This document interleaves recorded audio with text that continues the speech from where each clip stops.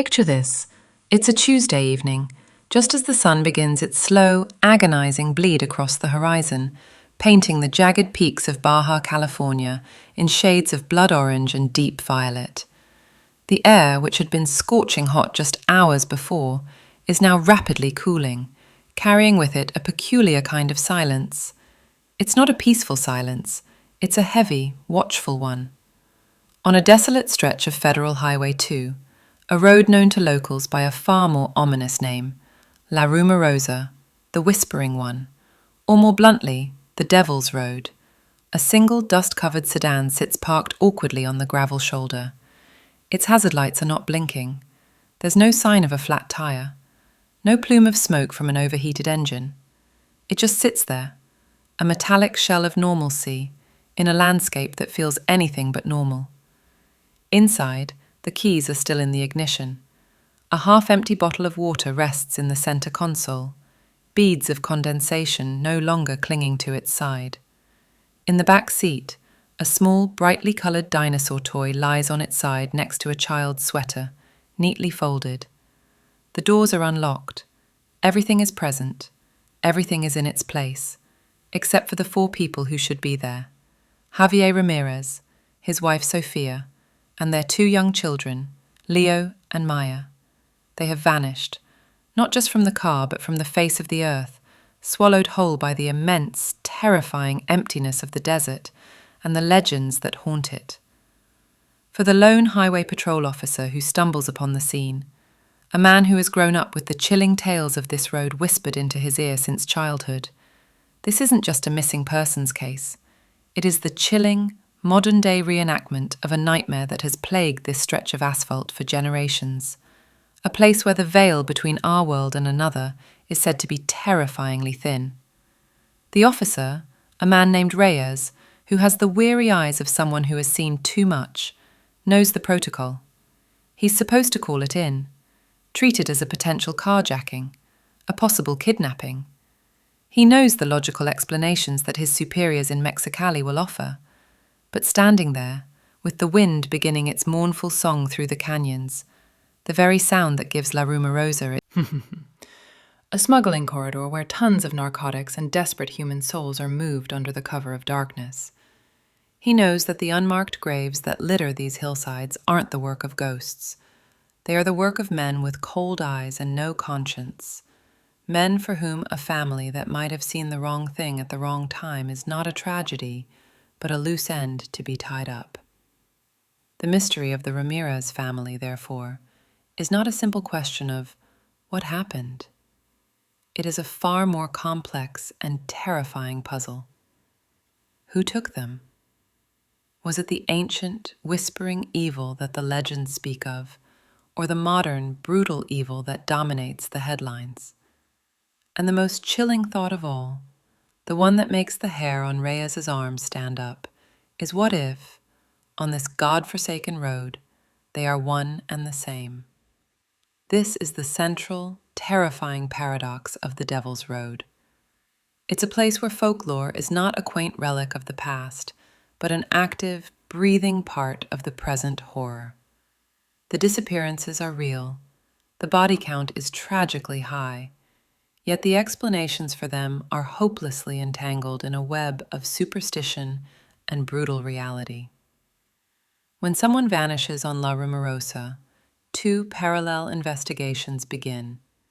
The official one, conducted by law enforcement, which often ends with a shrugged shoulder and a file stamped "unsolved," and the unofficial one, conducted in hushed tones in roadside cantinas and humble village homes, which attributes the tragedy to the road's insatiable appetite.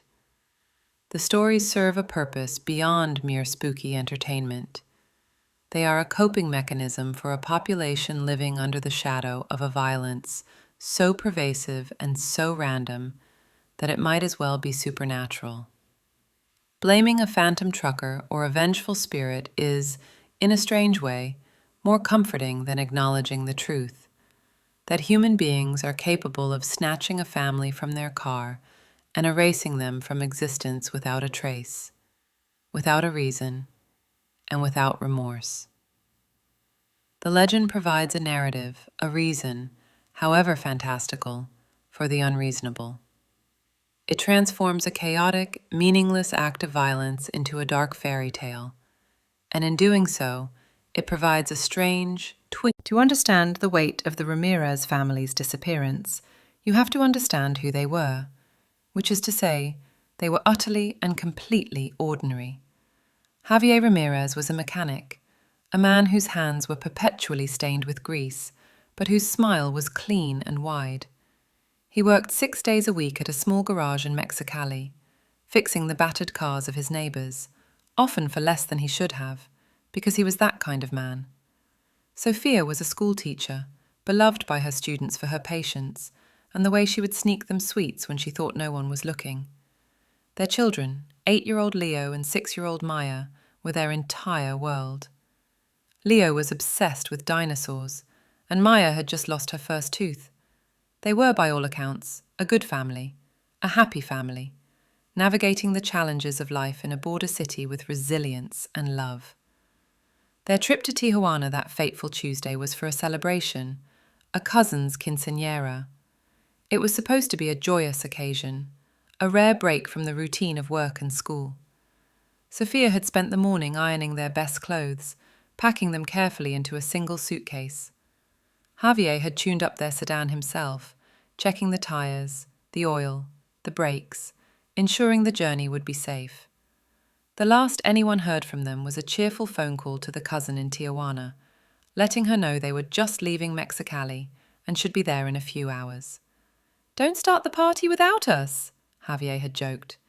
They were a portrait of unremarkable happiness, a family so normal that they should have been invisible, protected by their own anonymity. And that is precisely what makes their stories so terrifying. They weren't involved in anything illicit. They weren't wealthy enough to be a target for a high-value kidnapping. They were just a family, driving on a highway, on their way to a party.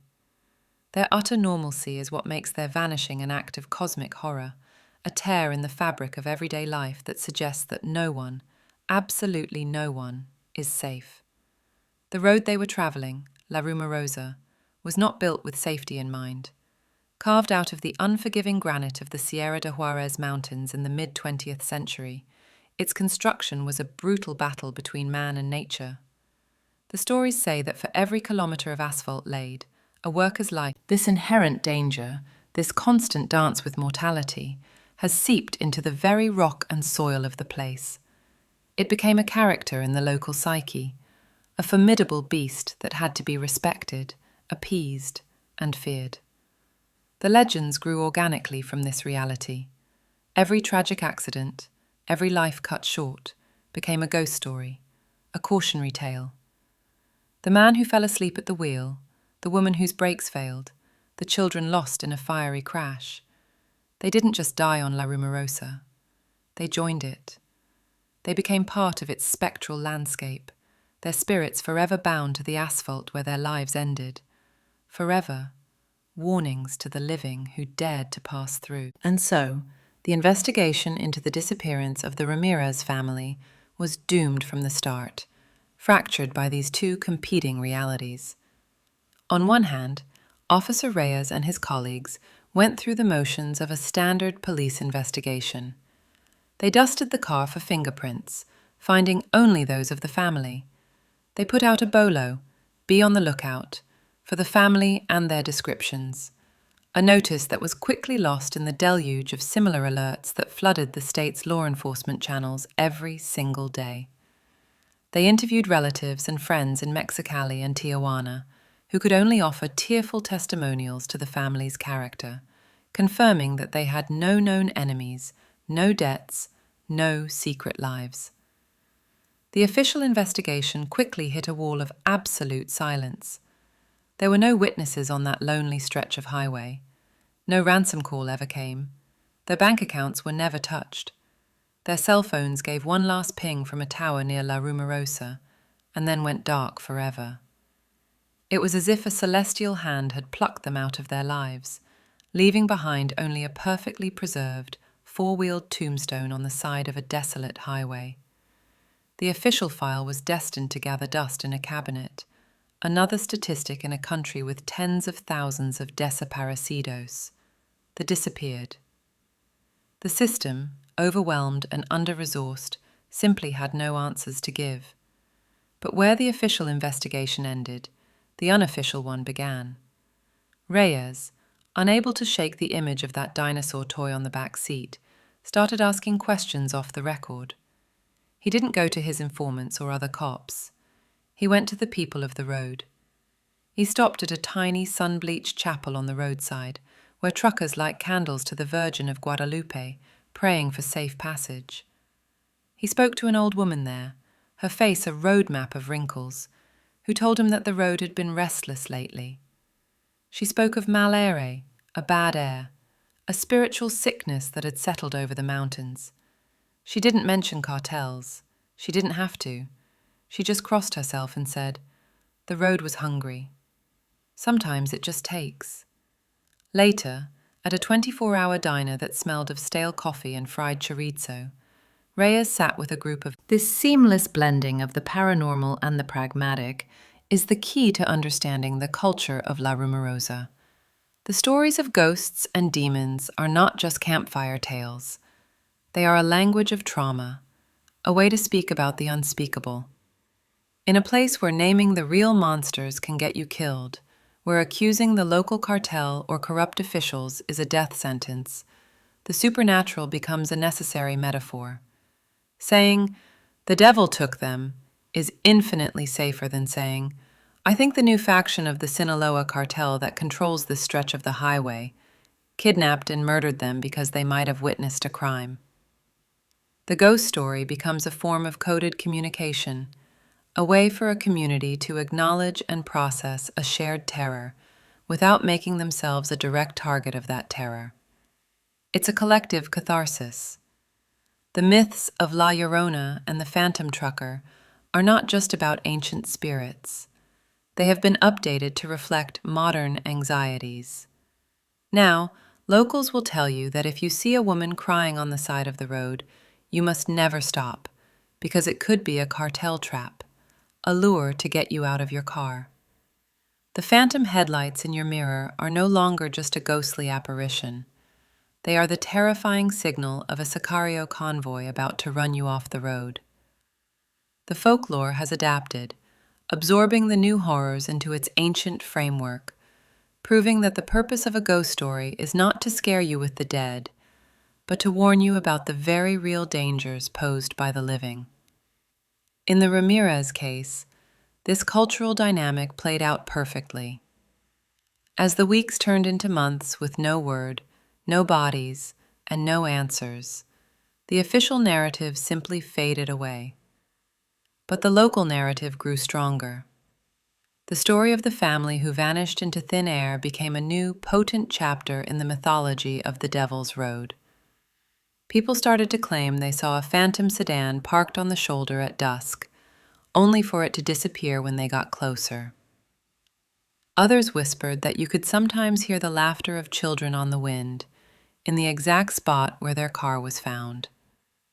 The family was absorbed into the legend. They were no longer the Ramirezes. They were now the family that the road took. This transformation served two purposes. It's a brilliant, insidious form of terror management. But the beneficiaries don't stop there. What about the state? What about the government and the police, who are demonstrably failing to control these regions and protect their citizens? For them, the myth is a convenient excuse. It allows them to recategorize an epidemic of cartel violence as a series of isolated, inexplicable, almost paranormal events. An unsolved murder is a mark of police failure. A family taken by the road, however, is a tragedy beyond their control, an act of God or the devil. It allows them to wash their hands of responsibility. In a way, the state and the cartels become silent partners in the perpetuation of the myth, as it serves both of their interests to have a populace that is scared, superstitious, and, most importantly, looking for answers in the spirit world instead of the corridors of power. This leads to an even more uncomfortable thought: the weaponization of folklore. We tend to think of myths and legends as organic grassroots creations. But what if they can be guided? What if powerful actors subtly encourage and amplify these supernatural beliefs to their own advantage? It doesn't have to be a grand conspiracy. It can be as simple as a local police chief, when questioned by a reporter about a rash of disappearances, shrugging and saying, "This is LaRumorosa. Strange things happen here." It can be the subtle encouragement of media outlets to focus on the spooky and haunted angle of the story, because it generates more clicks and views than a dry, complicated report on cartel territorial disputes. The myth is sexier than the reality.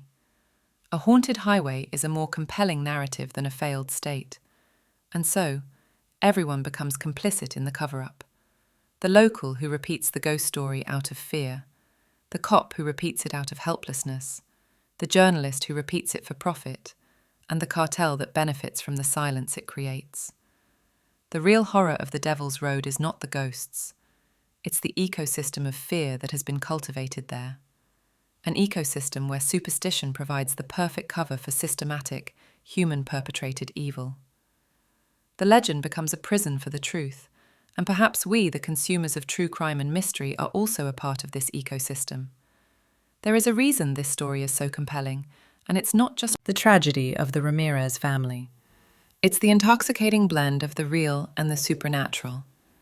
We are drawn to the edge of the map, to places where the rules of our ordinary world seem to break down. We love the idea of a haunted road, a modern-day Bermuda Triangle on land.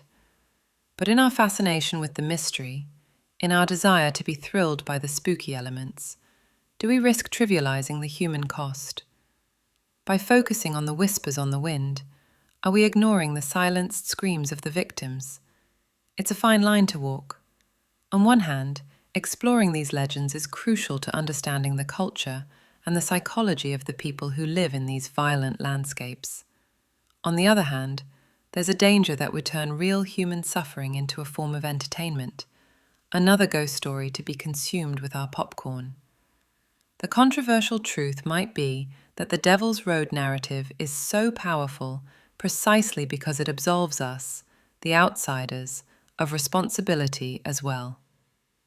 It allows us to view the violence in places like northern Mexico as something mystical, otherworldly, and unique to them, rather than as the brutal, logical outcome of political failure, economic desperation, and a global drug trade that is fueled by demand from countries like the United States.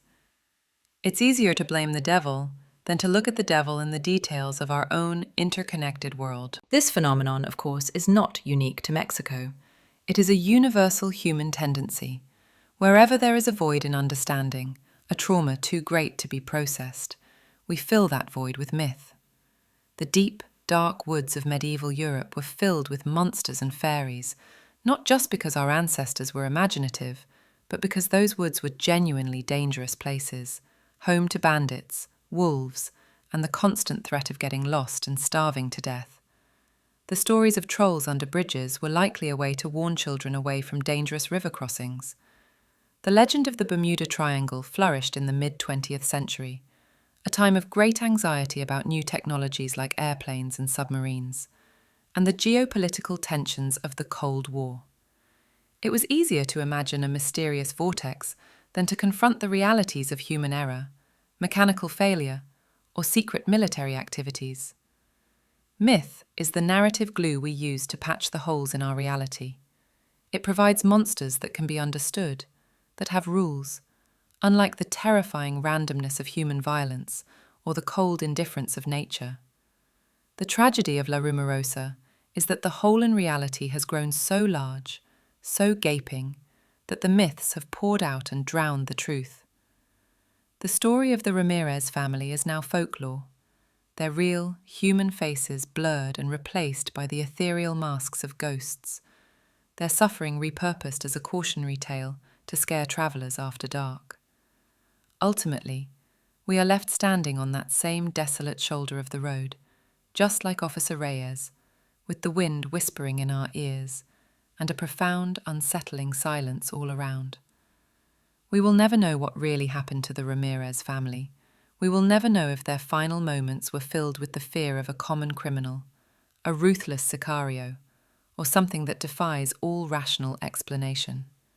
Their car, long since taken from that spot, exists now only in police reports and in our imagination. Their children's toys are gone. Their life is a ghost, a story. The uncertainty is the entire point. That empty space of not knowing is the fertile ground where both the legends of the devil and the realities of human evil can grow, their roots intertwining until they are impossible to separate. We are left with only the road itself, a silent, asphalt witness to... So what then is a ghost? Is it the lingering spirit of the dead, trapped between worlds? Or is it something else? Perhaps a ghost is simply a trauma that has become imprinted upon a place. It is the psychic residue of intense pain, fear, and injustice that a location cannot forget. If that is the case, then LaRumorosa is perhaps one of the most haunted places on Earth. It is haunted not by spectres in white sheets, but by the echoes of violence, the memory of lives cut short. The real devil of the Devil's Road is not some horned creature lurking behind a boulder. The devil is the capacity for cruelty that lies within the human heart. It is the greed that fuels the drug trade, the indifference that allows a government to abandon its people, and the fear that forces good people to stay silent. The spirits of LaRumorosa are not the cause of the darkness. They are a symptom of it. They are the collective scream of a land that has seen too much, a scream that we have chosen to interpret as the whisper of the wind.